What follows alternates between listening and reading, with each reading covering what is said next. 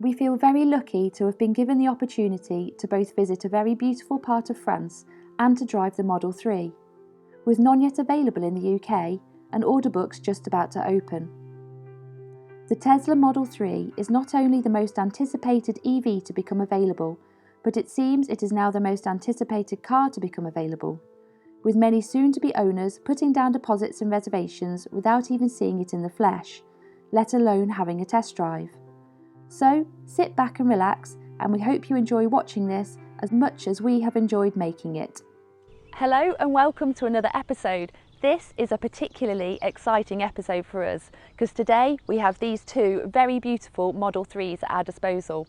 We have some very big thank yous to say. Kenneth Bacour from the EV Revolution show, who arranged this meeting for us, and to the owners of the cars, Fred and Pascal and Harvey, who've turned up today and given us their time. A high percentage of Teslas are bought online, and this is becoming more common across a lot of other car manufacturers. But for myself personally, and I think for James as well, we want to see whether the car that we're going to buy is going to fit our lifestyle. So this is particularly useful for us because we are considering a Model 3, and it's a big decision because we absolutely love our Model S. So for us, hopefully, today will help us make that decision. The boot on the Model 3 is more of a saloon, and there's also no powered liftgate, which we have got used to on our Model S, and I think is something we're going to miss. The boot is also not quite as big as the Model S. It's still really good compared to a lot of cars, but we're so used to being able to fit all of Florence's stuff in there, and I'm not sure we'd manage it all in here. Now, another hang-up is these. Not a massive fan of the door handles, but everybody says I will get used to them.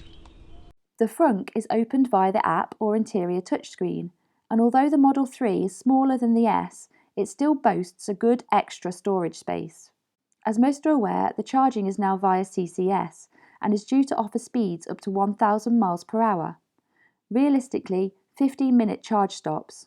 The conventional key is gone. Your mobile phone with Bluetooth will double up as a replacement, or you can lock and unlock by swiping the B-pillar with the supplied key card. Jumping into the back.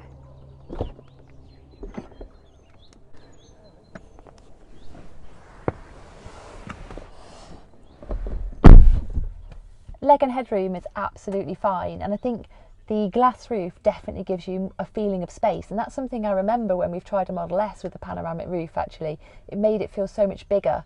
This is with the driver's seat all the way back, and as you can see, I've still got plenty of room here. And something that Tesla have put in as an addition is this centre armrest with cup holders. You'll find some integrated clothes hangers in the rear. Ventilation and USBs are in a similar location to the S, and you now have storage in the door cards. We've missed that. Interior door handles are gone. Apparently, a button is all the rave now, and it's very modern. And jumping into the front.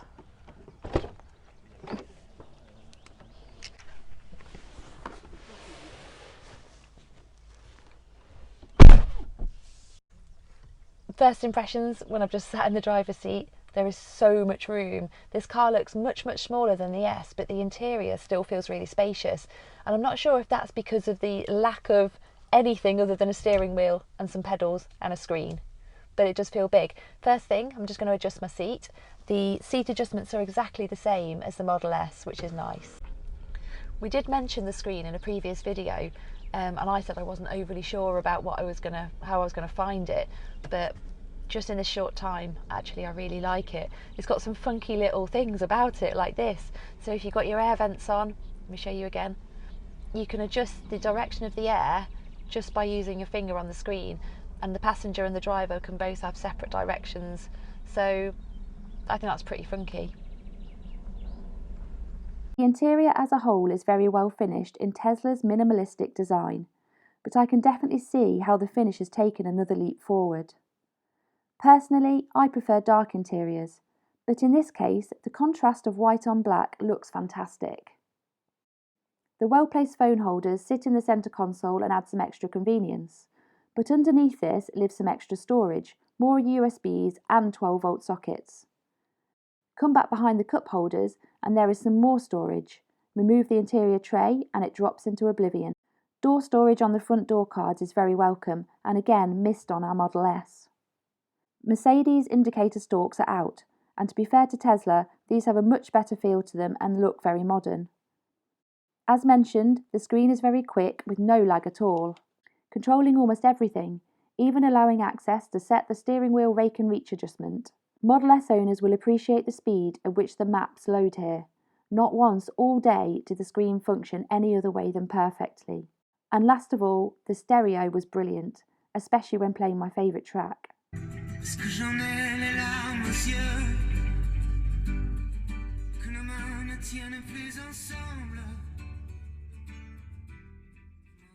There is now only one thing left to do, and that's get it out on the road.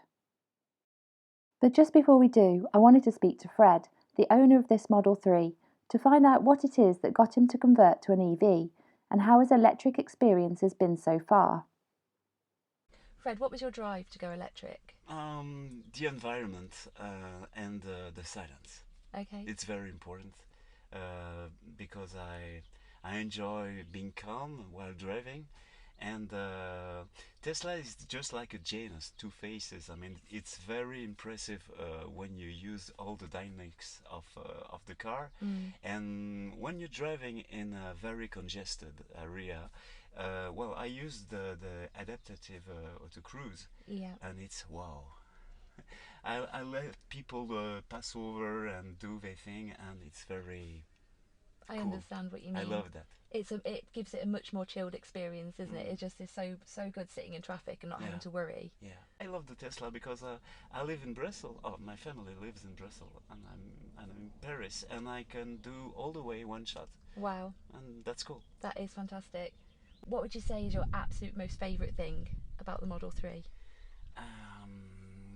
I love nearly everything on it. Really? I mean, oh yeah. And that's weird because it's a car that I've never been driven, and the opinion I had on it was mainly made on the Model 3 owners channel. Ah, okay. Yeah, they did a huge job for documenting and giving impressions and everything on the car before. But I made my decision before.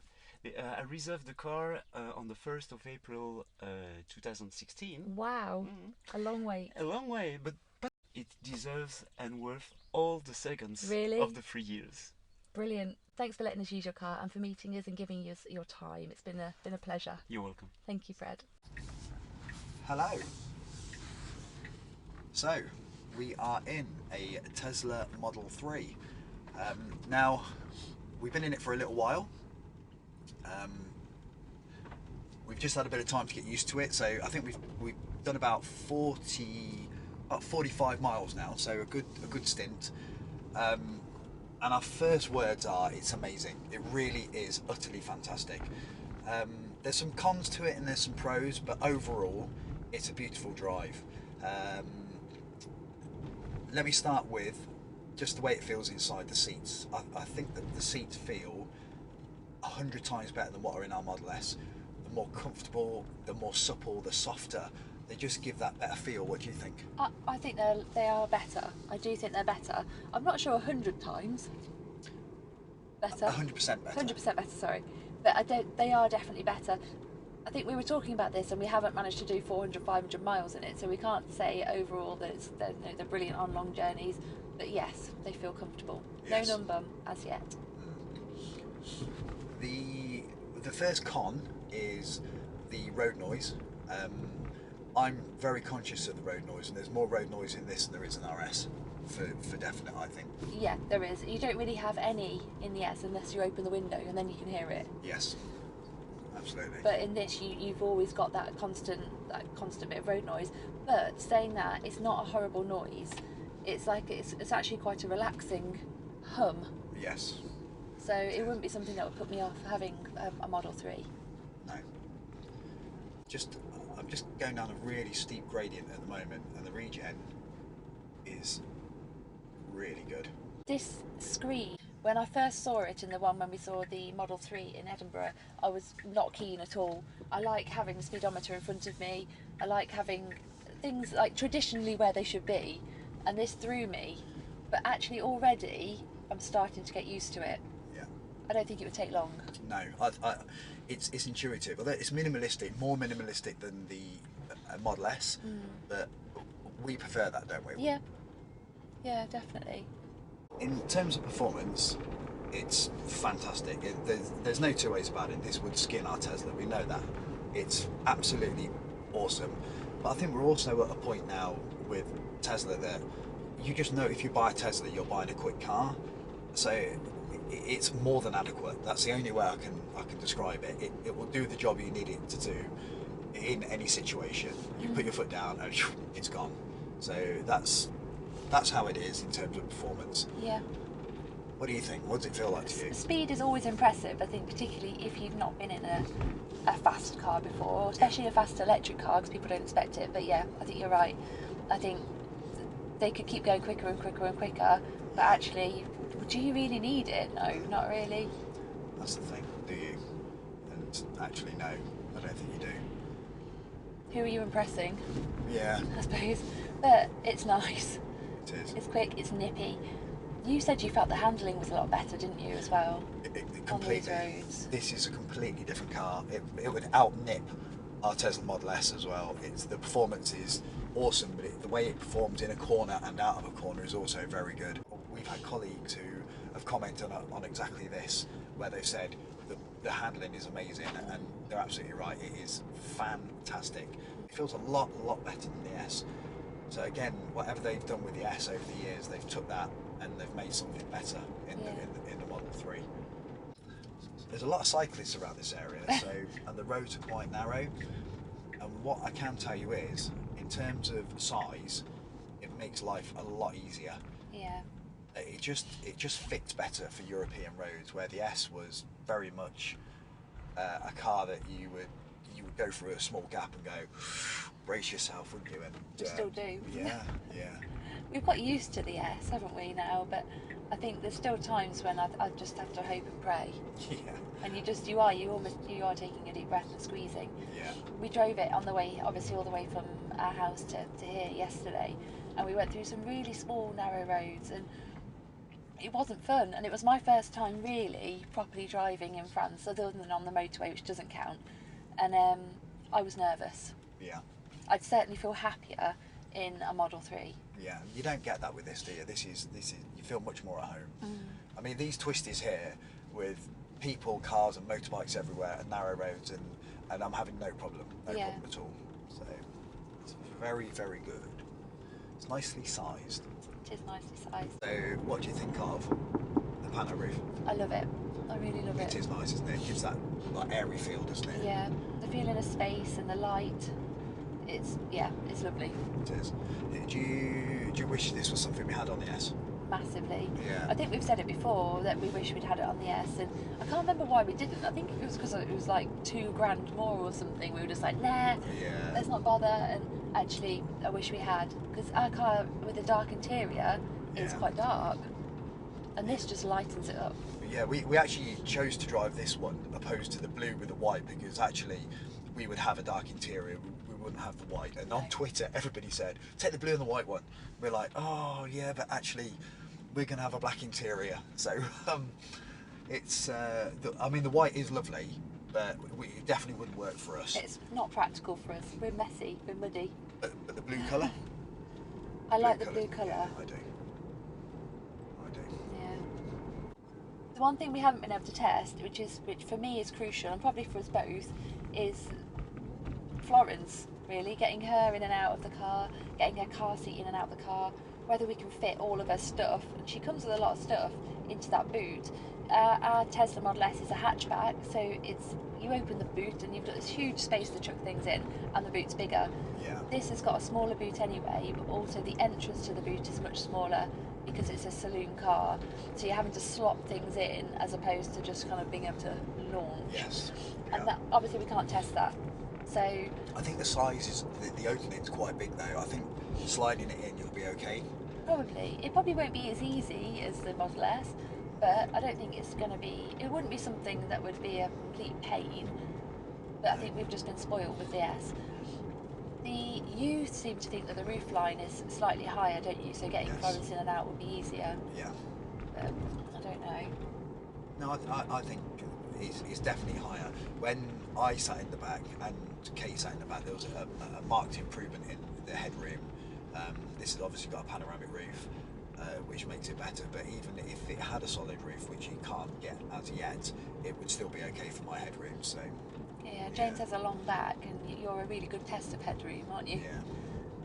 yeah, So would you swap out S for a Model 3? yeah, in a heartbeat. Really? Yeah, I would. Would you not make you sad? It would make me sad. I mean, I love the S. There's no two ways about it. But this is awesome. I mean, look at the feel of it. Just the way it feels. It's robust. Is that what would make you swap it? The way it drives? Would that be the biggest reason for you to swap it for a RS for a 3? That is one of the big reasons. The size of it as well. It's more manageable in terms of using it on our roads. Okay. You know, like we were just talking about, but just the overall quality as well. You can tell that there's more that's gone into this than has gone into the Model S. There's a couple of things like the door handles. The door handles aren't awesome. Okay, and I prefer the Tesla door handles, but we're just going down a cobbled road. But if take them away, and possibly the boot, which I'm not 100% sure about, that's the only thing I can find about this that isn't as good as our Model S. And the front, how the front looks. You see now, although I agree with you, I don't think that should be the image of it. No, I don't know. Maybe you're right. See, I think for me, I've never loved a car like I love the S. I never thought I'd actually care that much, but I look at the Model S and I'm so proud of it. Yeah. I am, I'm really proud of it, and then this just doesn't do it for me in the same way. I love it, and if perhaps if I hadn't ever owned an S, I'd just be like, this is beautiful, and it is, but it's not as beautiful. No. For me. I don't know, you're bound to convince me that I didn't want the S. And now look at me. Yeah. Now I don't want to leave it, I don't want to lose it. So I'm sure over the next month, before the configuration and all of that opens, you'll be able to convince me. Yeah, I think so. Thanks for watching. We hope you've enjoyed this video, and please ask any questions and we'll do our absolute best to answer them. Don't forget to like and subscribe and follow us on Twitter @KatePhantom, and we'll see you again soon with another episode. We carried on driving the Model 3 for a few hours through more twisties, towns, countryside and even the péage. Overall, the experience was fantastic. The drive, performance, range, handling and overall feel really is first class. If you're looking to move to an electric vehicle, you should definitely be considering the Model 3. You won't be disappointed.